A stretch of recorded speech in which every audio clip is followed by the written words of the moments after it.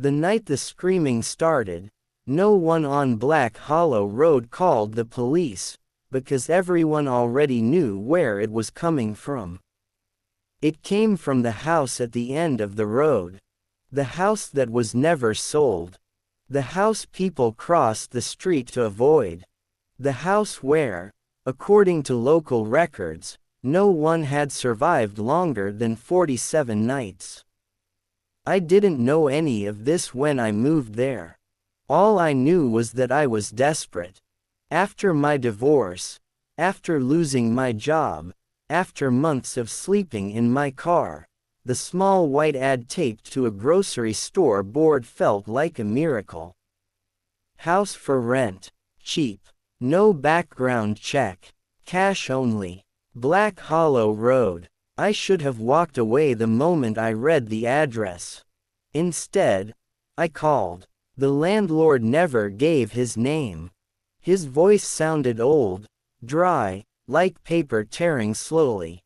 He didn't ask questions. He didn't show concern when I said I'd move in the same night. "You won't last," he said calmly. Then he hung up. The house sat alone under twisted oak trees, their branches clawing at the sky like broken fingers. The air around it felt colder, heavier, as if the darkness had weight. My headlights flickered when I pulled into the driveway, and for a second I thought the house moved, like it inhaled. The front door was already open.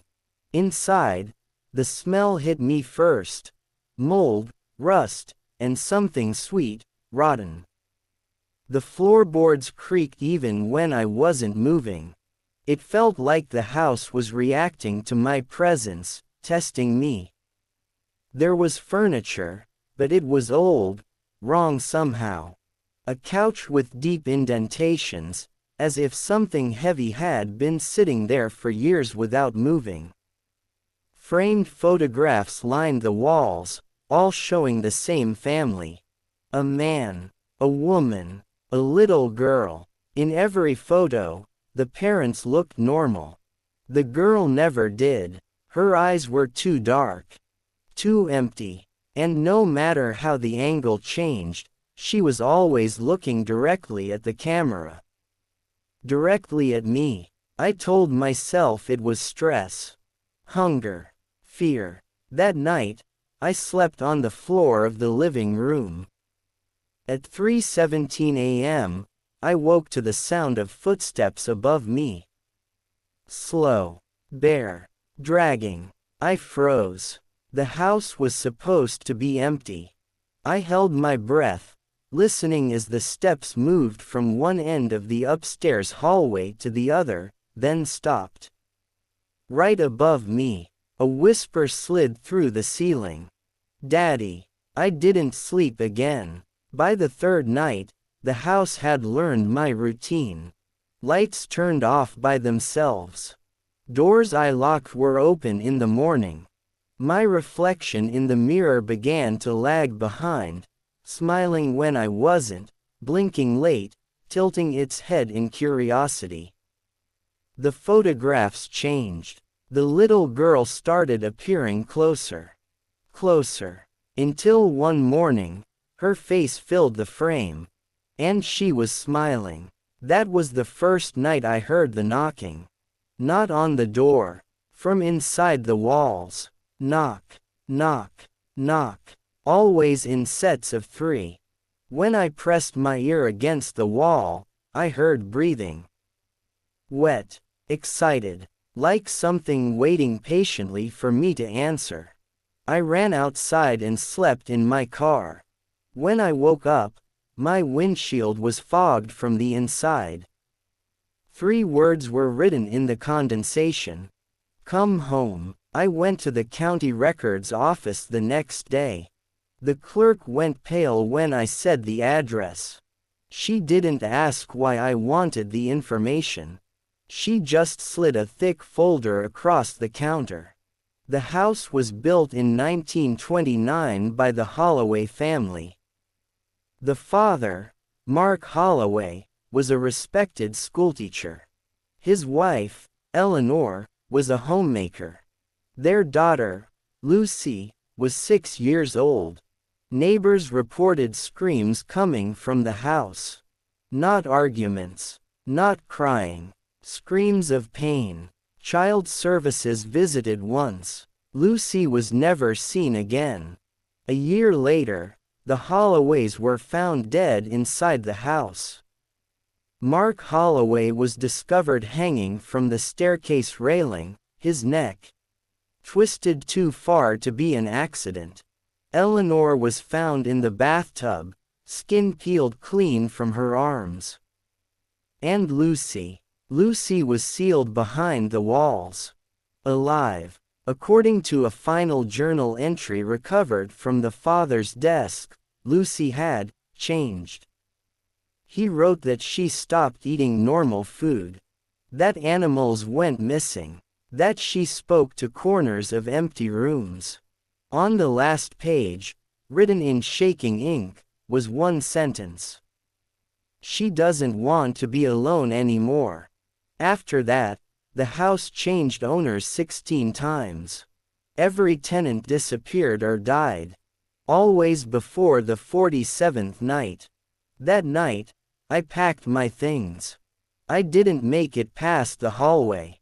The lights shut off. The temperature dropped so fast my breath turned white.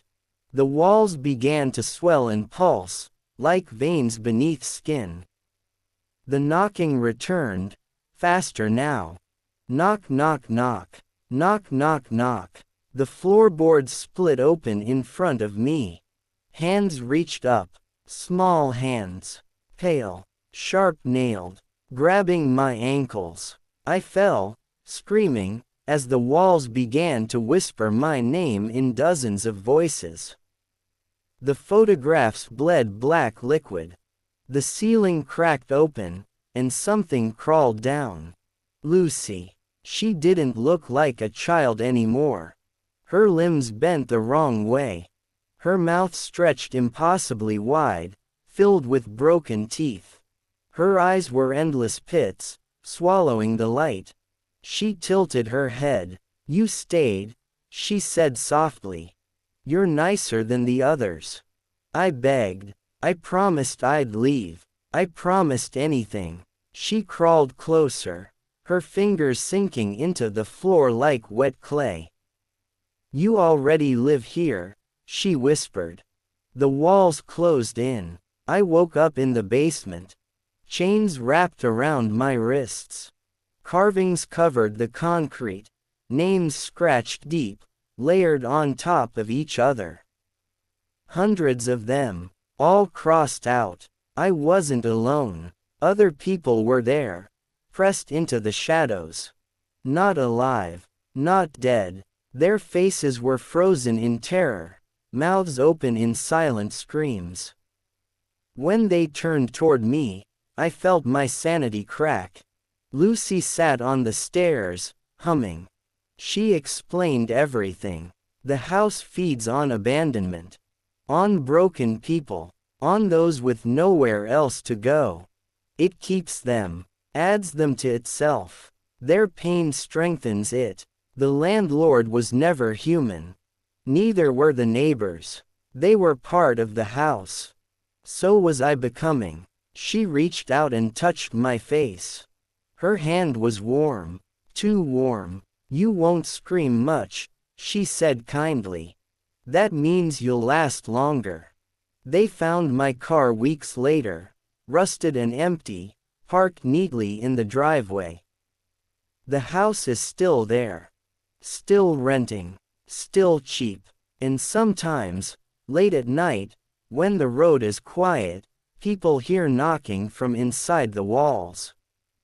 3 times. Always 3. If you ever see a small white ad offering a house on Black Hollow Road, do yourself a favor.